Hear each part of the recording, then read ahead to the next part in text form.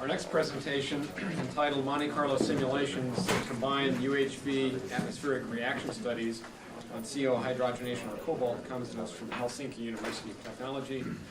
The authors are Lahtinen, Hovi, and Lahtinen, and the presentation will be given by Dr. Lahtinen.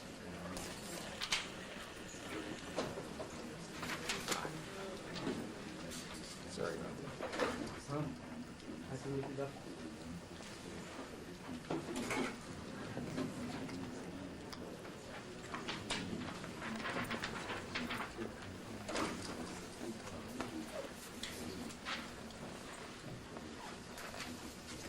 Yeah, it's one of the talks that after reading the title you are almost exhausted.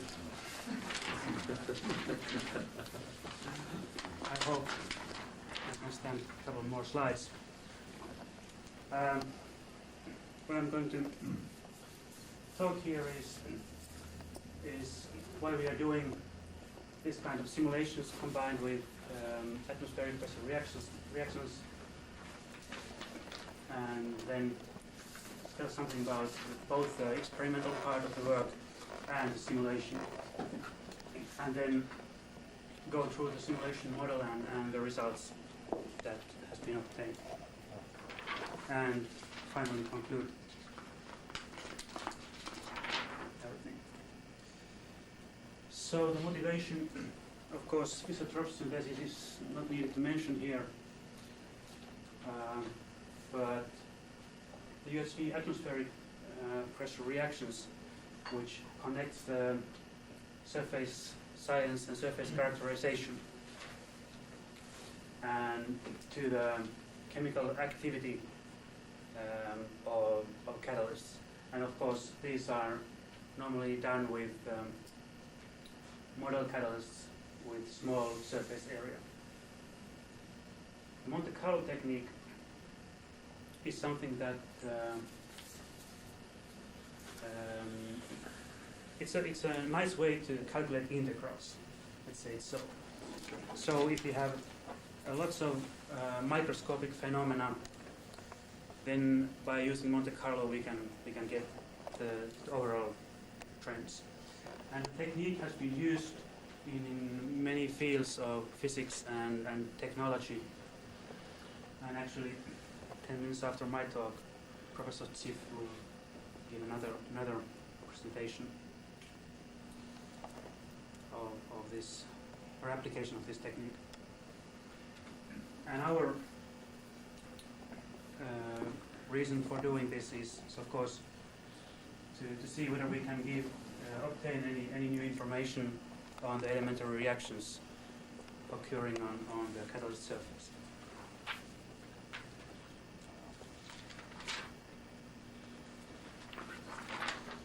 So first, the experimental apparatus at UC Berkeley, which connects the surface studies. We have a silicon mirror analyzer for Auger, and also all the sample preparation and characterization is performed in vacuum, and the Auger is used to characterize the sample before and after experiments. For example, is located inside the chamber, and it can be enclosed in the reactor cell, and the gas is flowing, and the product is detected by gas chromatograph. And all the reactions are performed in 1 atmosphere.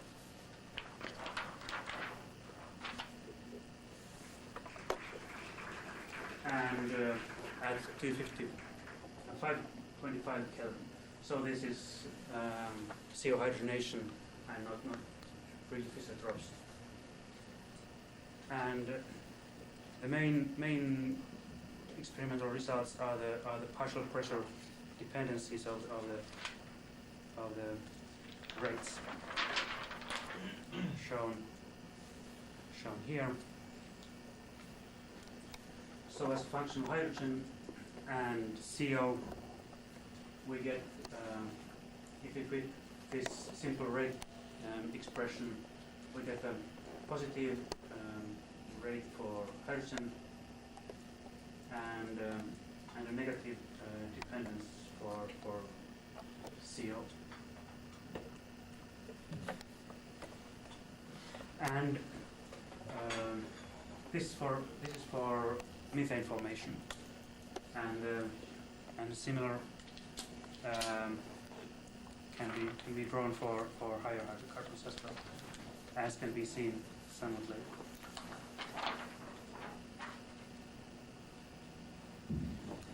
The simulation algorithm has the following features. So one is that only adsorbed species can react. So this is heterogeneous catalysis, and everything occurring is controlled by probabilities.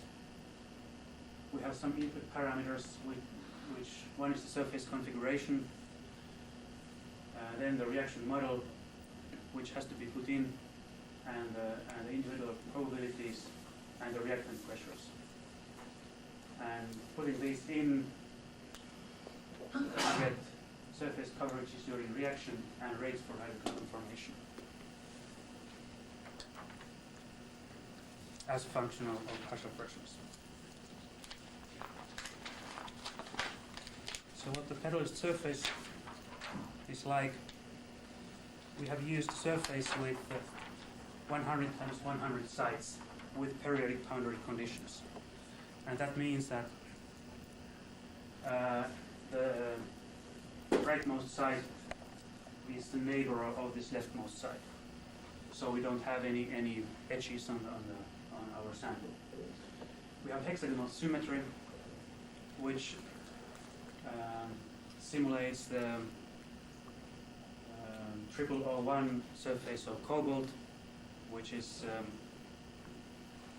close to our experimental data. But it can also simulate the 111 phase of any FCC metal. And because of the symmetry, we have 6 nearest neighbors, like shown here. And we take into account only interaction with nearest neighbors. We use 2 types of adsorption sites. One for hydrogen, the red ones, and then the other is, black ones are for all the other products and intermediates. But we don't specify what are the actual adsorption sites, so it can be on top as well as bridge or free for hollow. The reason for the different types of adsorption sites can be seen here. We first tried with, or we have always tried to keep the model as simple as possible, and we start with the assumption that CO and hydrogen adsorbs on the same sites. And this is what we get. On small CO partial pressures, only hydrogen on the surface, nothing happens. Then there is something, and higher CO partial pressures, only carbon, oxygen, CO on the surface, and nothing happens.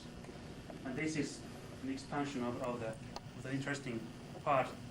So we see that we get a reactive window, which is typical, for example, in CO oxidation reactions, and the simulations done with that. And that's why, and that's of course the reason why in catalytic converters there is this lambda sensor to keep the concentrations in the window. But here we can see that in really small CO partial pressure range, we get some products and some reaction taking place. So the conclusion is that we need these different types of adsorption sites to avoid this kind of behavior, which is not seen experimentally. Okay. Then, following the model, we have the synthesis gas with CO, hydrogen, and argon, and the collision rates is defined by kinetic equation. We have pretty ideal catalyst no reactant consumption, immediate product separation, and of course this means low conversion. There is no temperature included in the model, which should be here. It's very buried in the constant C.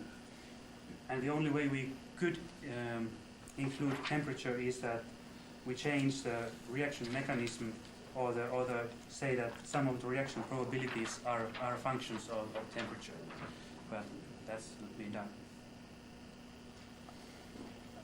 There is reactions with the surface, adsorption of CO has a sticking coefficient of 1, and the sticking coefficient for argon is 0, so nothing happens if you pick up an argon molecule atom.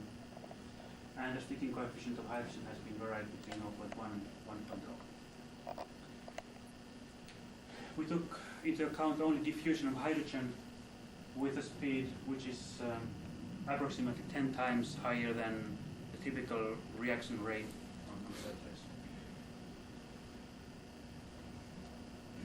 And then the reactions on the surface are taking place according to the list of allowed reactions I showed you. And to keep it simple, all reaction probabilities are 1, except if we specify it otherwise. We don't have backward reactions,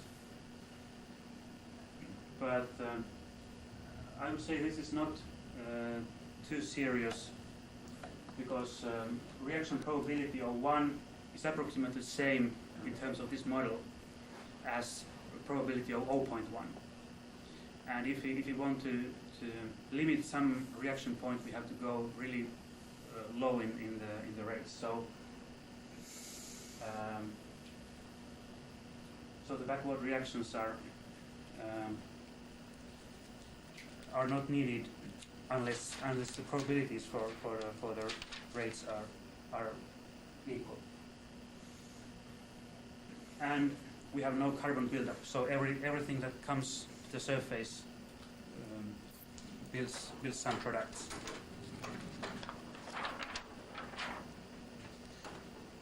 And this is the mechanism for hydrocarbon formation. We have CO adsorption, which is molecular, and dissociative hydrogen adsorption, and then hydrogenation and chain growth. And we assumed adding of CH2 species to this alkyl stuff. And chain termination is occurring either with alpha hydrogenation or beta dehydrogenation. These dots are hydrogen adsorption sites, and the stars are CO adsorption sites.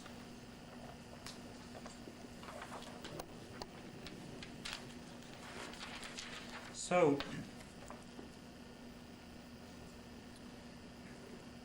one thing that is quite common, that if we have a catalyst in the reactor, this is something we see concerning the surface. So it's a black box. Something comes in, something comes out, and we don't know what happens.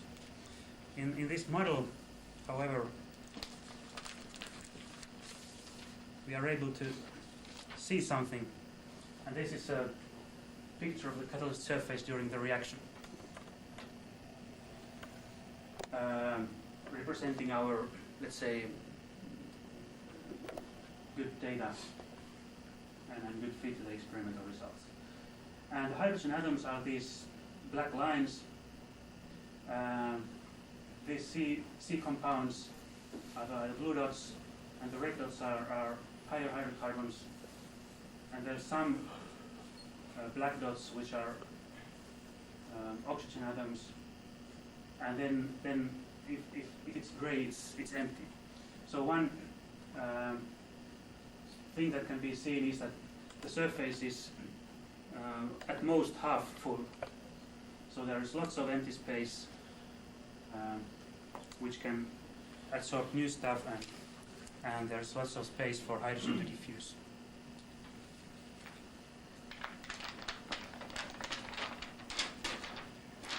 Okay, that's for the model, and then some results. First, we looked at the differential elementary steps and tried to get an idea of what could be the rate limiting step. And here's plotted the CO, the turnover rate as a function of CO pressure using these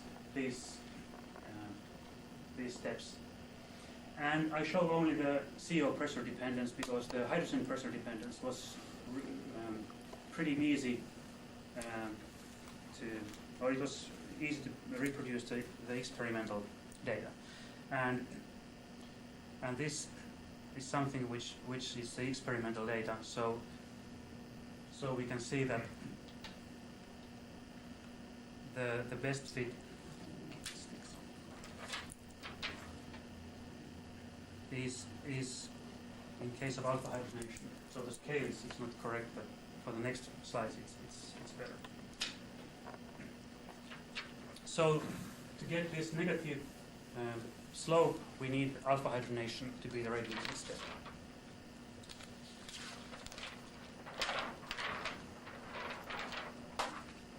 And then about the parameters that was used to get this fit is that the rate of CO dissociation must be high in order to get this fit, which is reasonable, not too good, but reasonable. And if we lower the rate of CO dissociation, we get poisoning of the surface with CO, and there is a phase transition, and nothing happens beyond that CO pressure. But with high rate, we can reproduce the experimental data.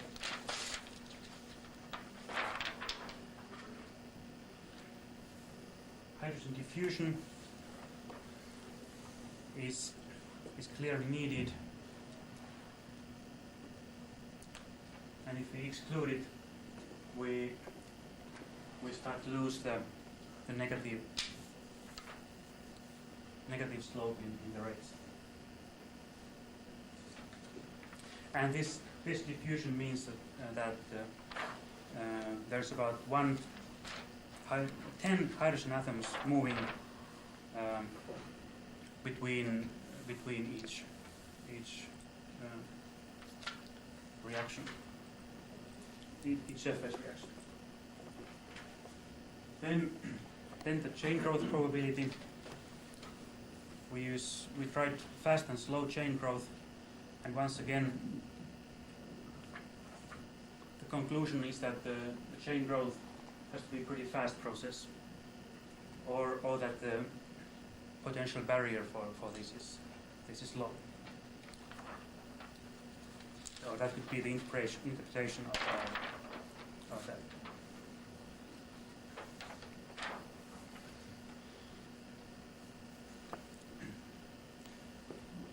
Then we tried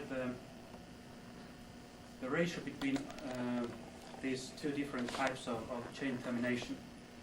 So if the beta dehydrogenation rate is higher than the alpha hydrogenation,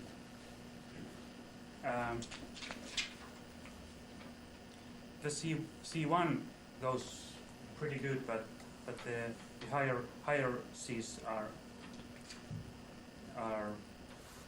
poorer than in the case of where the beta hydrogenation is smaller than alpha hydrogenation.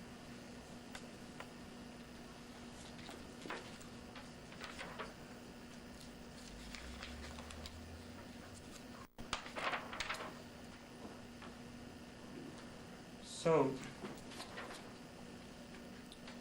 and this is the comparison of the experimental and simulated data. And in this case, I've shown also the hydrogen pressure dependence, which is nice in all these C1, C4 products. Experimentally, we saw only products up to C4, but in this model, we were able to see any or as long as we want, but for practical reasons, once again, we cut the chain growth after 8 carbon atoms. But those are not given in this figure. And in case of CO partial pressure dependence, the C1 goes pretty nice, and the higher we go in the carbon number, the poorer is the fit. And the data shown here has been multiplied to individually to fit these curves. And of course we need some kind of multiplication because the colored dots are in the units of ppms per hour, and in Monte Carlo we have just atoms coming out, and we have to define what is our time unit. So that gave the idea of how good is our model, and I would say the worst thing in this is the Florey-Schultz distributions, which are only partially given as in experiments. So with low CO pressures, which is experimental, these squares and green simulation, the fit is quite good. But if you go higher in CO pressures, which is these black dots or red dots, we see that the chain growth probability in the simulation model is much higher than what we see experimentally. And up to this point, there is no answer for this discrepancy. Okay.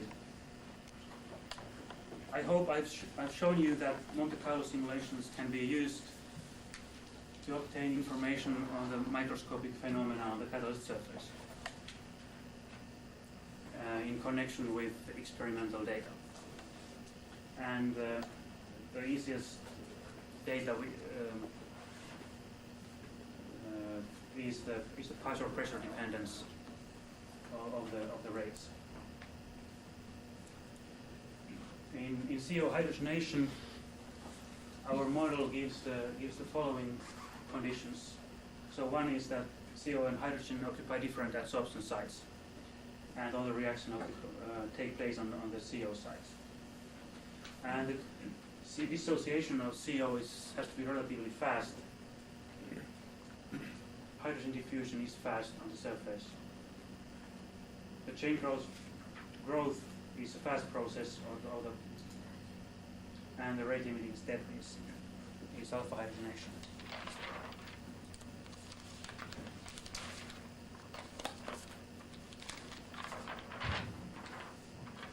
And finally, acknowledgements to graduate students, Mr. Hovi and Mr. Vaari, who have done the simulations, and Professor Nieminen for the computer resources. The experimental part has been partly done by Mr. Andraku and in the lab of Professor Samajai.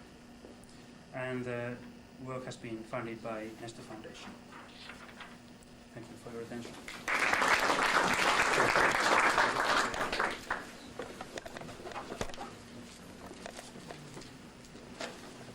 I'd like to ask a question.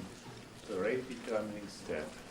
This concerns the CO consumption reaction in your picture. Is that the rate determining step? For which reaction? For CO consumption. For CO and CO2 carbon consumption to make hydrocarbons. As far as I remember. I would say it's for the methane formation, For methane. or for I thought it was methane. Fischer-Tropsch Monte Carlo simulation. or as well for methane or propane formation. Because when you well, for methane it might be correct, but if you regard now the long chains, most of the carbon is used to make longer chain, yes, incorporation. So the rate of CO consumption mainly concerns CO incorporation and not desorption as an olefin or as a paraffin, just chain growth. It's a major reaction then of CO consumption in the Fischer-Tropsch system. Of course, with methane is a difference. Yeah. But finally, you have the things concerning chain growth. This is obviously Fischer-Tropsch, not methane. You have something, Yeah. explanation or something?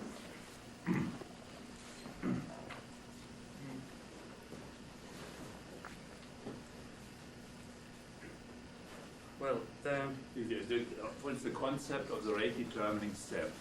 That's nice if you have a consecutive reaction and you adjust the chain and which is a slow step, and then you say this is a slow one. But this picture, I think, is not valid for Fischer-Tropsch chemistry, or you must define a kinetic scheme for it. yeah, the way we understood or put rate limiting step into the reaction or into the model was I lost it.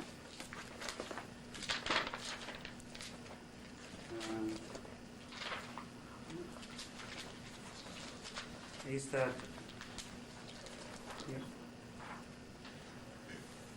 that this this step or this elementary step is the one that has smaller probability than any of the others, and that was the way we handled the rate limiting step. So it can To dissolve the paraffin. That's a slow step, certainly. This reaction is desorption of the paraffin associated with desorption of hydrogen alkyl group, this reaction. Yeah. But this is not a major reaction in CO consumption. That's only deliberation of the chains from the surface. The CO is mainly consumed for chain growth. Yeah, to produce these. So if this reaction is slow, this has nothing to do with the rate of CO consumption, or very little. And the chain, But if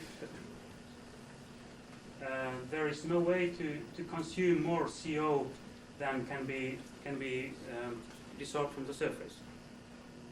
it's no, you have the long chains, they grow and grow. If you have 1,000 CO atoms, and then somewhere it dissolves, yes? But all these have been put into the chain, yes?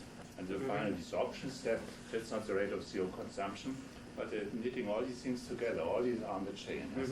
Okay. Okay. In that sense, the CO consumption is determined by this reaction, which has a probability. In this model, it was a probability of 1, and it's fast. Faster than the others, of course. Much faster must be. Could you give me a feel how sensitive are your results to the assumptions you made about the site? I had the impression sometimes you could use site and then you use atoms as if they were the same thing, but for the top adsorption of CO, non-dissociative, of course, one can say that's one surface atom, that's trivial, but as soon as we have a dissociative adsorption, I think there is a wealth of evidence to prove what you need are at least 2 adjacent hollow sites, which means an ensemble of 5 surface atoms, 2 triangles with 1 common point. You wrote there in the 3rd row as if 2 surface atoms, at least that's how I read it. First you adsorb a CO in the top position, then you have another surface atom, and then you get 2 COs. My question is simple. How sensitive are your results to this kind of assumptions, where I think the black box is not quite as black as you assume?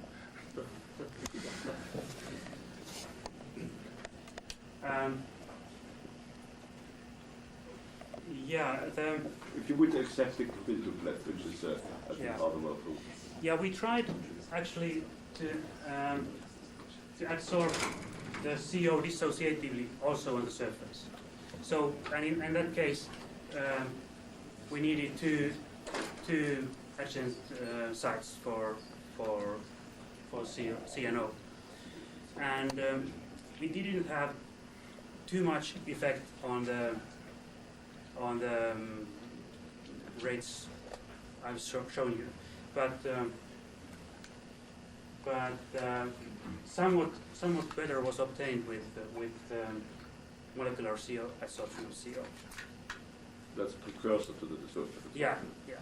And But I this, think there's an agreement that CO must dissociate on that surface if you want Yeah. to make any Fischer-Tropsch product. So yeah, you're and on that stage.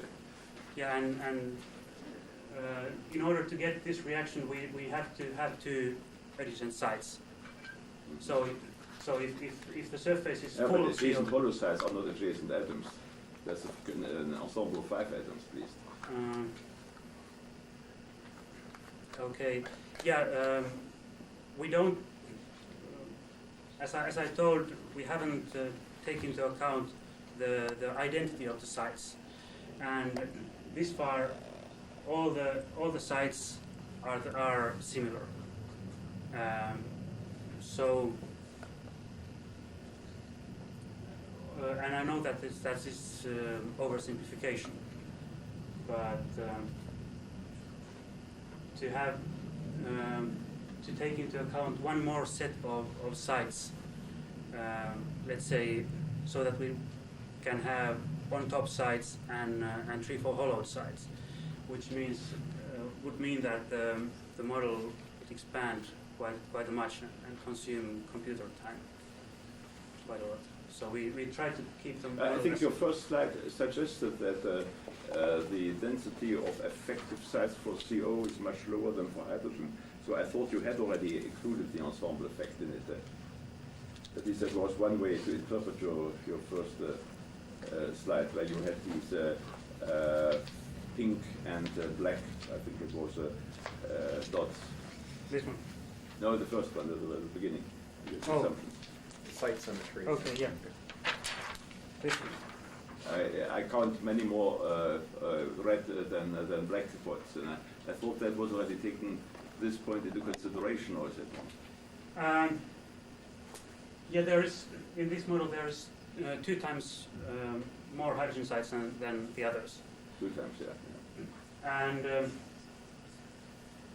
we tried to use the hydrogen sites in this let's say this so that there is 3 times more hydrogen sites, but that gave no difference.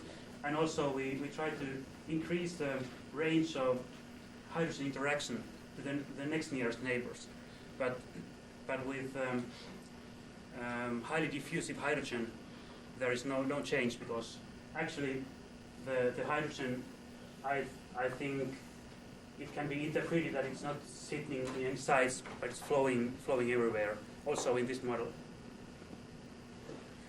One final question here, and then we'll go on to It's a very, very quick point. You mentioned that the rate of chain growth factor was much higher in your model, predicted from your model, than it was from the experiment. Mm-hmm. And you also, right at the start, one of the assumptions was the sticking probability for CO was 1, Mm-hmm. and the others were varied. What happens if you vary the sticking probability for CO? Can you not get a lower alpha value that way? Because I mean, I would imagine that's an unrealistically high probability Yeah, under reaction conditions. I would say that the only thing we could get out is lower rates. So it's scaling of the rates. So you wouldn't anticipate any. No, because what really matters is the ratio between the sticking coefficient of hydrogen and CO, and we have changed the sticking coefficient for CO. No, you've changed it for Oh, hydrogen. I mean for, Yeah, for but you hydrogen. automatically assumed every time CO hit the surface, it's stuck there. Mhm. And what I'm saying is that's not a real dynamic model. I mean, there's a probability that CO will not stick there, Yeah. and therefore there's a probability that hydrogen would occupy that site a matter of a femtosecond later. So I think it would possibly have to be. Yeah, well, of course, we can take a closer look on that. The symposium organizer has a pressing question. The question is really simple. Have you tried just the version of this model that makes a steady state approximation for all observed species and solves the algebraic equations in a personal computer and see what kind of result you would get? You did that? Assume uniform sites and just do the usual pedestrian simulation. No, these need something more than a PC. No, I know yours does, but mine doesn't. And I'm sure your computer can handle my calculations. You haven't tried it? No. Thank you, yeah. Final presentation.